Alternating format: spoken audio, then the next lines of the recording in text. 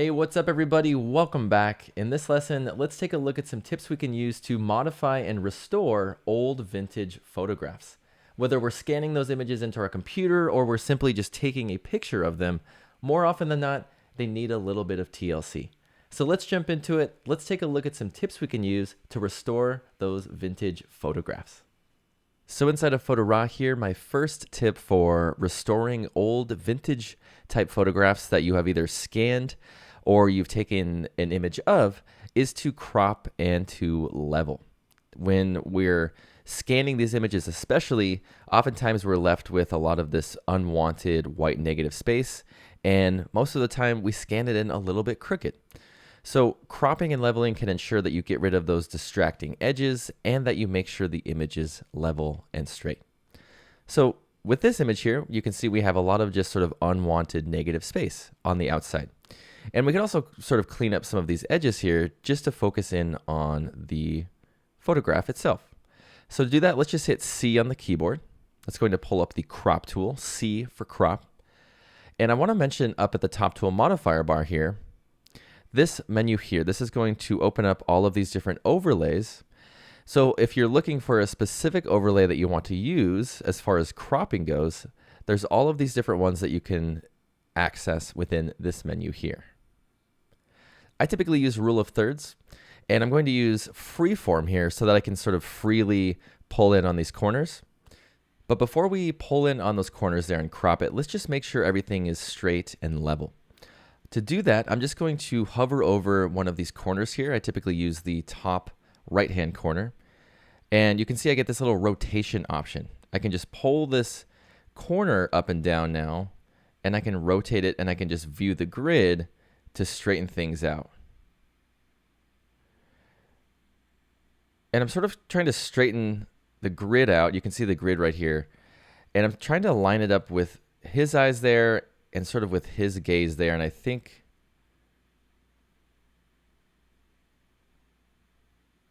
it's pretty good.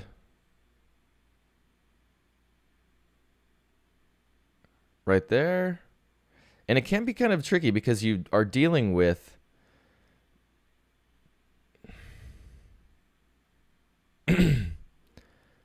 But before we pull in on the corners and crop it, let's actually make sure the image is nice and level. So rather than using the leveling tool here, because I don't really have a horizon line and some of these images are taken crooked themselves, what I typically do is I like to hover over one of the corners. I'll get this little rotation option, and I can just click and drag up and down, and I typically just keep an eye on the grid view there to ensure everything is nice and straight.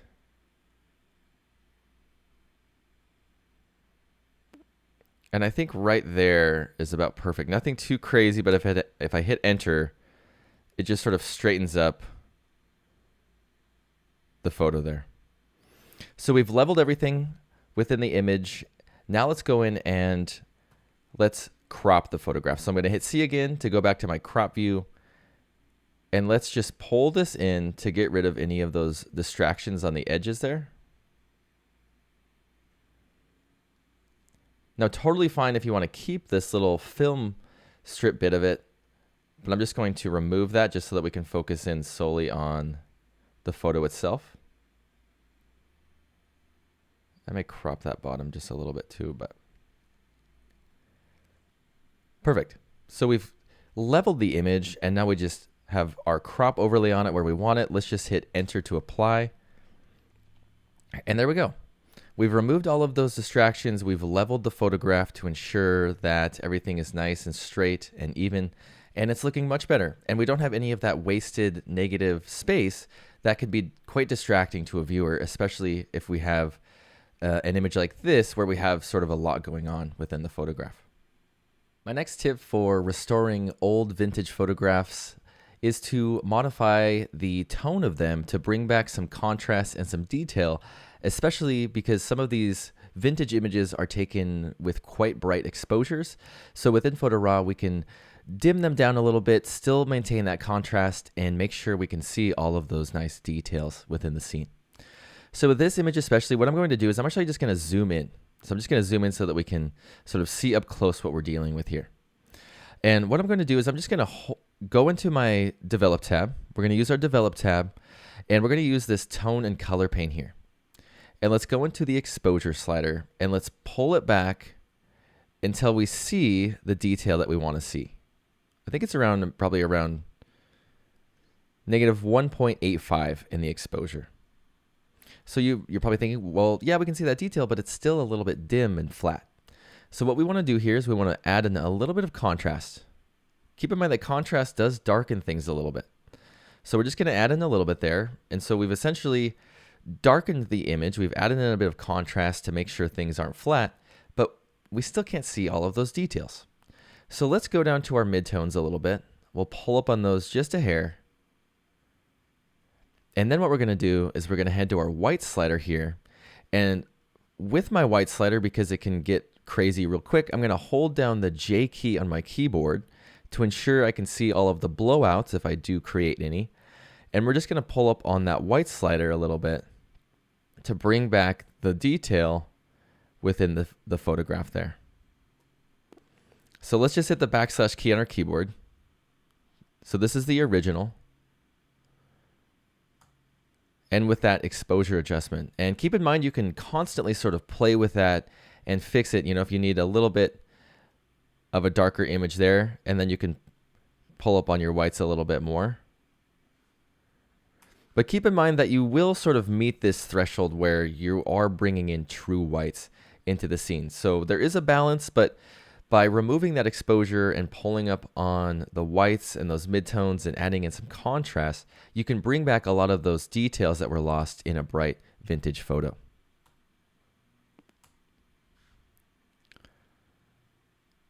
So let's check out our original here. And that's with the tone and color modification. My next tip for restoring these old photographs and modifying them has to do a lot with the last tip that we're talking about inside of the tone and color pane, and that is to modify the temperature and even the saturation of these images. Now I know typically they're not going to have a whole lot of color, but sometimes it can be captured quite warm or quite cool, and you may want to fix that if it's a little bit distracting. So this image here, not too bad. It's not too cool or too warm, but let's say you want it to be a little bit less saturated and more just on the cool side. So let's go down into our tone and color pane here, and let's just head into the color section. And what we're going to do is we're just going to modify the color temperature. So you can see by pulling back that temperature, we can give it sort of a more classic, you could say, type look with a little bit more of the cool type feel. But we can also grab our temperature, and if we wanted to, we can even add in a little bit of warmth to give it a little bit more of that sort of sepia tone look.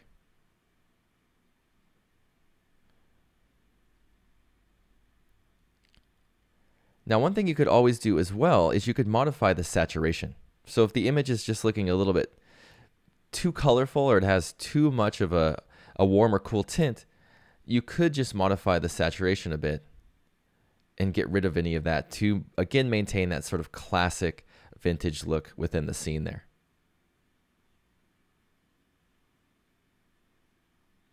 And one thing, just to sort of reiterate, and we talked about it before, but a good thing about Photo Raw and most editing applications is that you can zoom in and still modify. And so we did that earlier where we were modifying the exposure, but this is really helpful in color adjustments as well, because you can sort of take a look at the subjects up close, and then you can modify that temperature, or you can modify that saturation, and you have a nice up close detail view of the particular subjects in your image so that you don't modify too strong or you don't modify enough. But I think, again, with this image, maybe just a little bit of a cooling down on it helps to just give us that vintage classic look that we're going for. And so with this photograph here, you know, we've cropped it, we've gone in and we've modified the tone by removing some exposure, and we've modified the color section a bit by cooling down that temperature. So let's hit the backslash key on our keyboard to view the original. So this is the original. And this is with just those basic adjustments inside of the Develop tab. My next tip for restoring these old vintage images is to clean up any blemishes or dust spots that can be a bit distracting. Now, with these vintage photographs, you're going to have some distress. There's going to be some, stress marks and blemishes and things like that that honestly, most of the time look great and are really appealing to the viewer, and they sort of add to that vintage vibe. But sometimes you'll end up with things like this where you'll get sort of, water droplets, or I think this is maybe some wax or something like that. And so this can be sort of very distracting to the viewer. And so in cases like this, I would recommend taking these things out. But as you can see, we have these other sort of distressing areas of the scene, and I think they add a lot to the vintage vibe. But again, if you have something like this where it's, something spilt onto it or something like that, I would recommend getting rid of those sections. An easy way to do that is to go into your retouch tools here in the left-hand side. And I typically employ this perfect eraser option. The perfect eraser is really great for this, and we'll also talk a bit about the healing brush. But we're going to grab the perfect eraser. You can grab it by Shift and Q on your keyboard. And I'm just going to zoom in because it's a little bit easier as I zoom in. And I'm just going to brush over this little section of spilt stuff. And there we go. Really easy to get rid of any of these sort of distractions that oftentimes are exactly where you don't want them to be. This one may be tough because there's sort of an edge there, but we'll see if we can. So we'll fix that with the healing brush in just a second, but let's get to these other sort of areas here. I think this was the last one.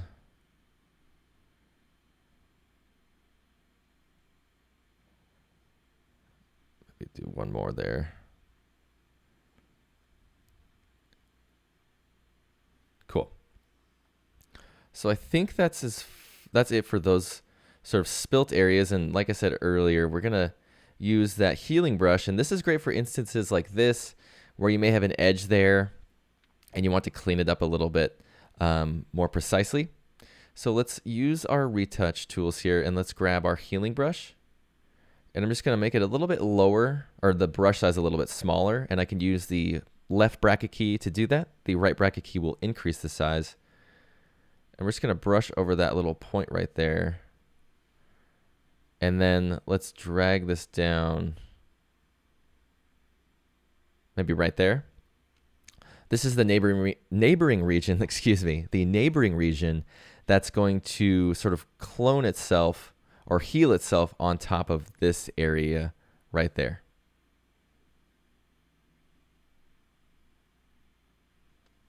I think it's looking good. So let's just go up to done.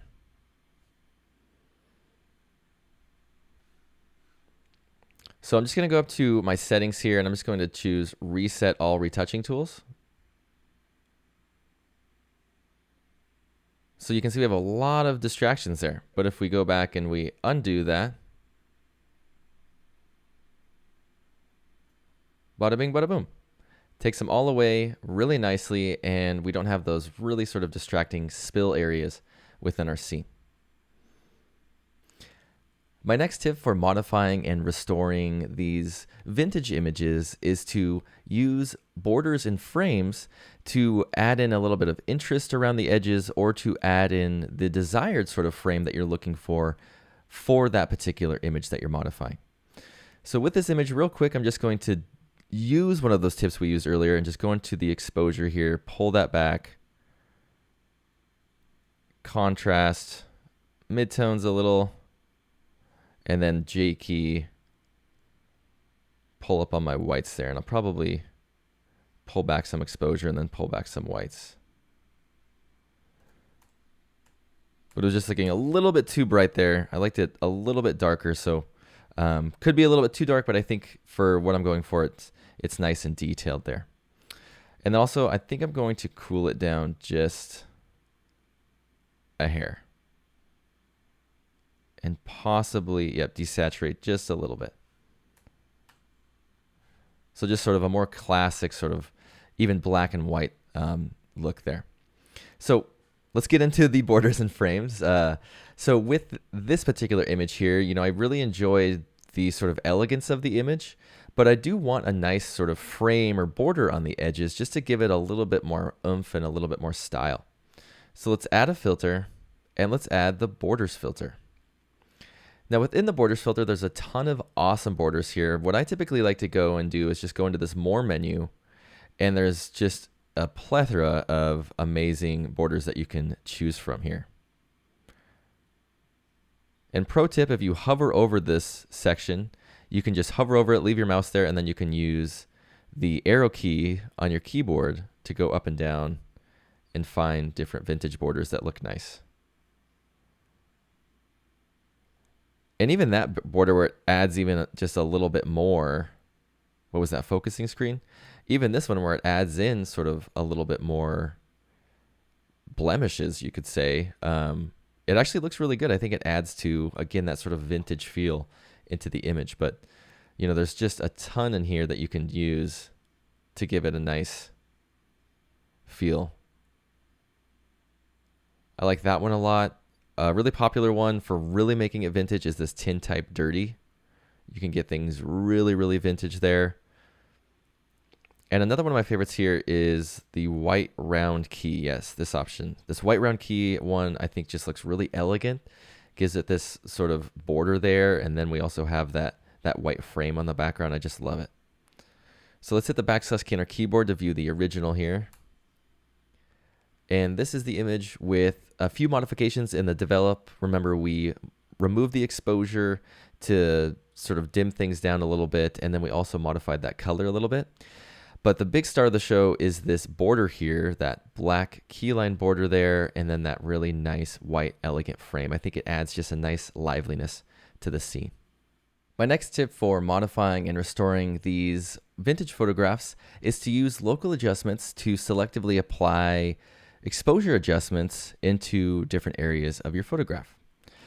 So with this photograph here, I'm not going to crop it right out of the gate because I do want to show you guys a tip that you can use to avoid painting on adjustments to these bright sections. But if we take a look at this image, we can see there's some sort of bright areas surrounding our subject here. And we can add in some of that detail back into those areas by using local adjustments. So this is the original photo. I haven't done anything to it. It's the original scan. So let's go into the local adjustments tab here. I'll rename this Burn Vignette. We're going to create a vignette with a darken local adjustment. And so we have our exposure there set to -1 so that we can darken things up. So it's perfect. So we're going to use our adjustment brush. I'm going to set the mode to paint in to ensure that I'm painting this adjustment in. And let's just use an opacity of 100 and a nice soft brush edge at the feathering of 100. So I'll increase my brush size with the right bracket key, and I'm just going to paint this in sort of just right around the edges of the scene.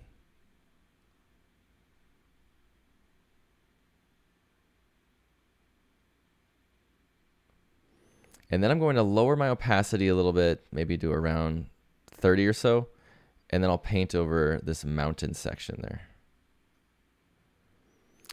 So if I turn off the adjustment there,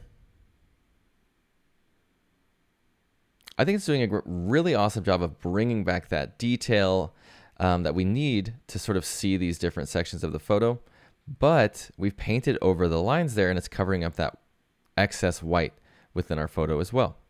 So what we can do to fix that is we're going to go into our gear icon here, and we're going to go down to these 3 sliders.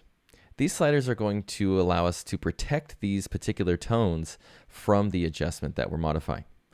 So we want to remove from our highlights. So let's just pull up on the highlights there. And be careful, you could sort of remove it from the bright areas on the page there, but you can see by pulling it up to around 35 or so, we're no longer modifying the outside as much. We're now strictly just adjusting the inside there, where we're modifying the burn vignette local adjustment there.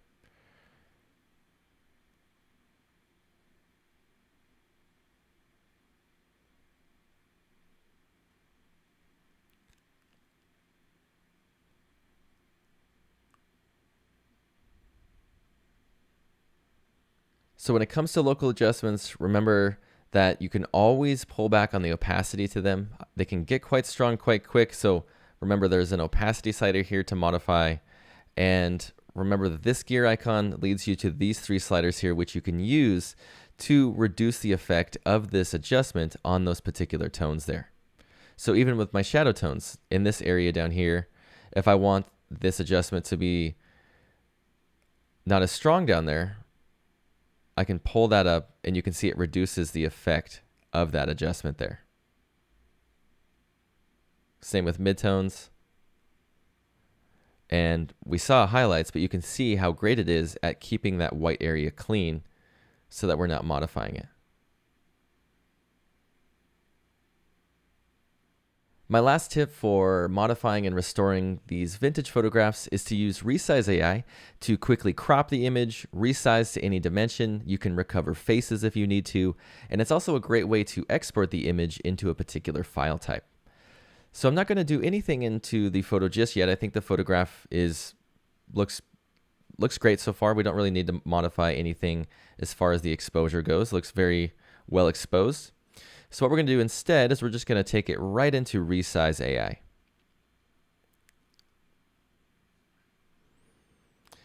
And inside Resize AI here, what we're going to do first is just resize it a little bit.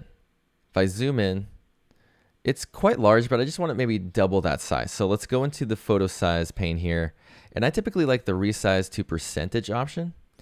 And I'll just resize it to 200%. Just like that, just so that we have basically double the dimensions there. So if we need to print it or anything like that, we can quickly print it and we're off to the races.